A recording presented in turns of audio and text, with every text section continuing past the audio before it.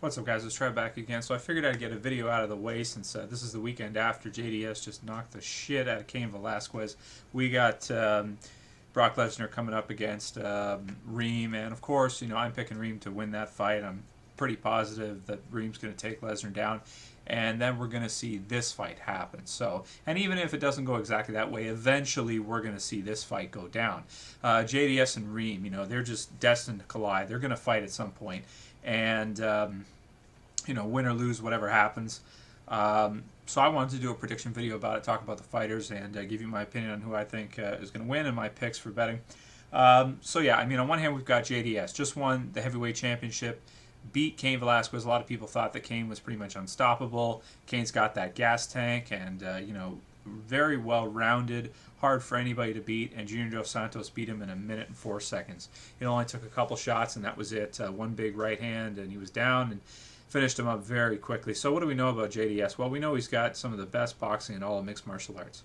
Some of the best pure professional boxing with his uppercut, his overhand right. He mixes up his jabs well for MMA. He doesn't leave his arms hanging out there. He doesn't really use kicks either too much. Once in a while, a little bit, but mostly he's dangerous with his hands. He's a boxer.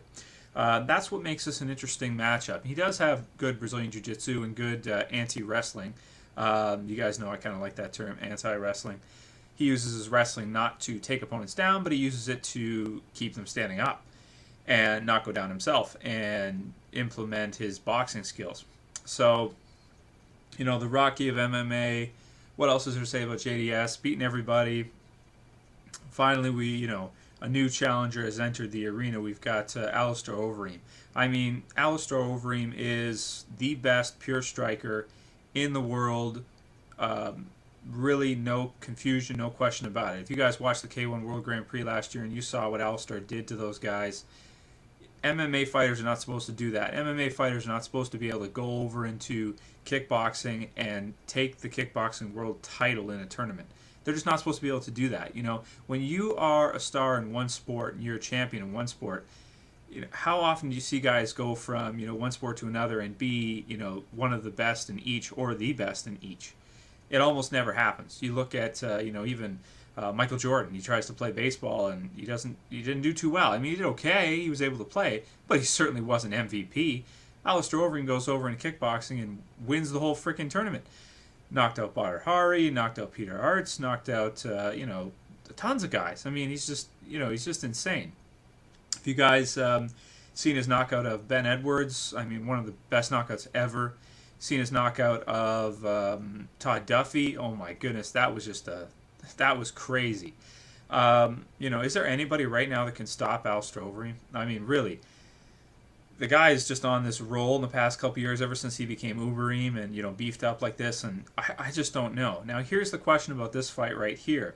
This is obviously going to be standing. We know they're not going to go down. They're not going to take each other down. They're going to stand up. They both believe in their styles. Okay, this is like a classic MMA matchup here because you've got a Muay Thai, kickboxer versus a boxer.